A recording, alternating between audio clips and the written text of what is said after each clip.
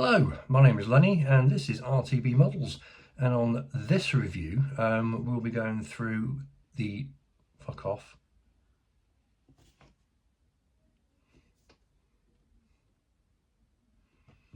Hello, my name is Lenny and welcome to this kit review.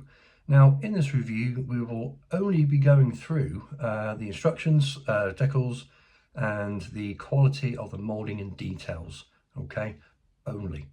So with that said, sit back and hopefully enjoy this review.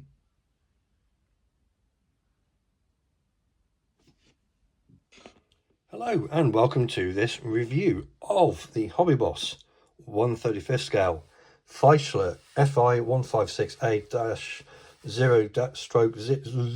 That's a storch. Yeah.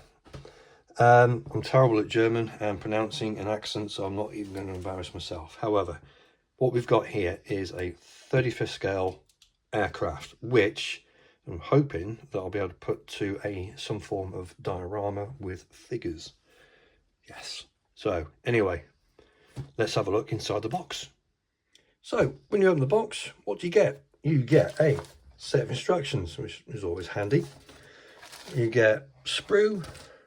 You get a sprue that sellotape to another sprue. You get a whacking great big decal sheet with some masks for the canopy.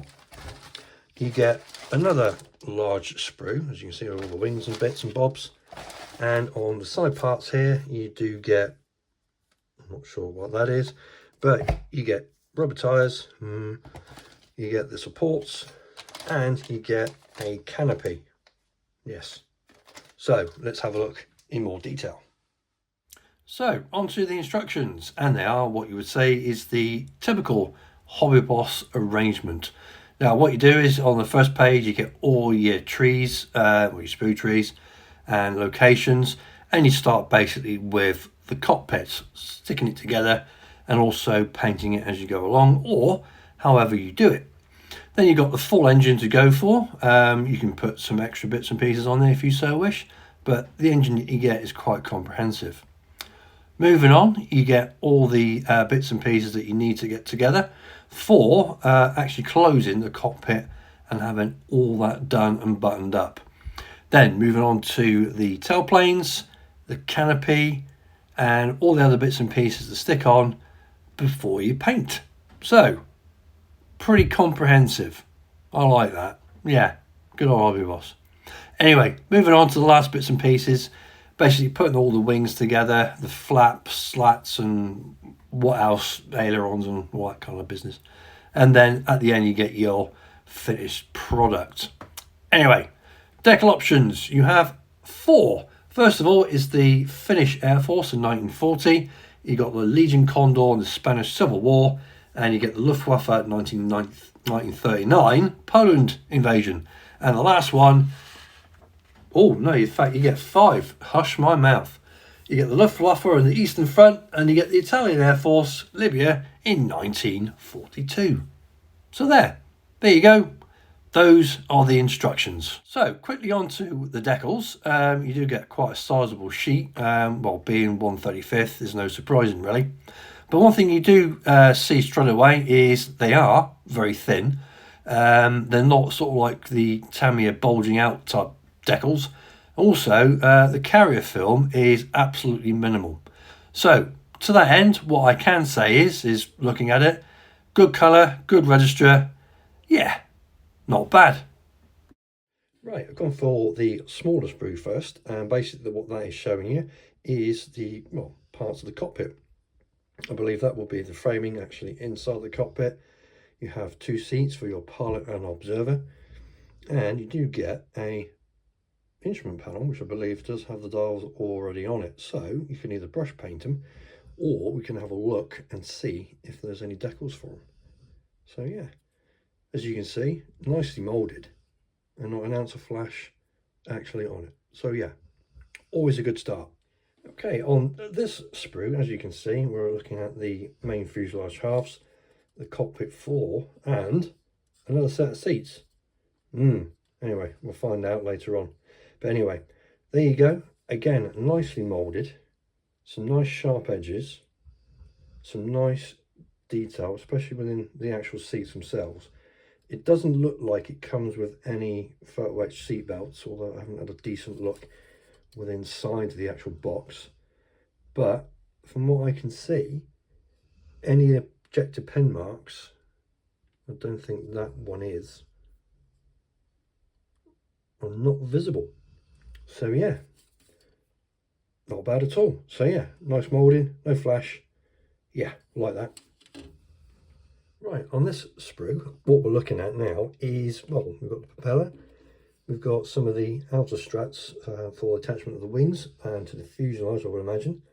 Various other bits and pieces, and also you do get an engine to actually assemble, because once you've got the cowling on, it is visible. Not completely visible, but there's enough detail there to actually get you to actually do a good job actually on the engine itself. So yeah, but there you go. That is the other sprue. Again, like that a lot. Right, on these tiny little sprues, what we've got on this side is we've got probably the wheel hubs and the actual rear wheel, as it says, tail dragger. But also what I wanted to show you is these are the struts, or the strengthening struts for the actual wings themselves. And obviously you can see they do have wire, and if I do gently, and I mean gently, just press down on that wire, that is extremely strong for what it's going to be used for. So you're not going to get, well, hopefully you're not going to get any, unless you sit on it, any bowing actually in the actual kit itself once it's assembled. I think it's quite good. It's a bit of a reassurance thing for you, knowing that once you leave it, once it's all glued, you're not going to come back and it's all like that. So yeah, nice job. Right, now we're looking at one of the, well, the main sprue, or the biggest sprue out of the whole lot, and it's concentrating on, as you can see, the wings. You've got some of the cowling there for the actual engine. I imagine the flap system, ailerons, the rudder, and other bits of pieces, actuators and covers. Okay, now once you look at it, and again I will take some still pictures for you, hopefully you'll be able to see the quality of the moulding is rather nice. It has a texture to it, but if that's not your thing, I suppose you can take about a month to sand it all off. However, once it paints on it, I don't think you're actually even going to see it. But anyway, but yeah, I do like this moulding of the cowling. As you can see, it does have some nice crisp detail all the way over it. Now again, I'll be doing some detailed pictures for you at the end of the video, so you'll be able to see the actual sprues themselves in photo form. But again, like I've said previously, you are still starting to see a bit of flash coming on the actual sprues themselves, or the gates. However, nothing on the parts whatsoever, and nothing, as I can see, that's going to go anywhere near this.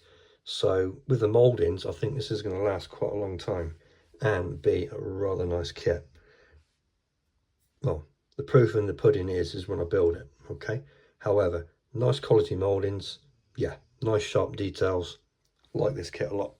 So with the bags actually on the side of the box that I was showing you before, all I want to do is just basically show you the canopy itself.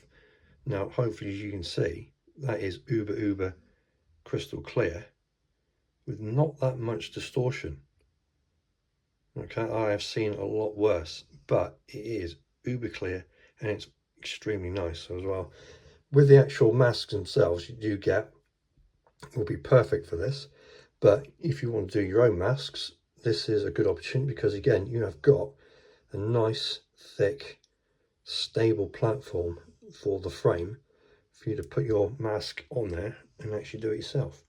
Okay, as the, well, the masks do come in the actual kit itself. I might actually just use the kit parts, but as you can see, it's rather nice. Okay, so yeah, tops.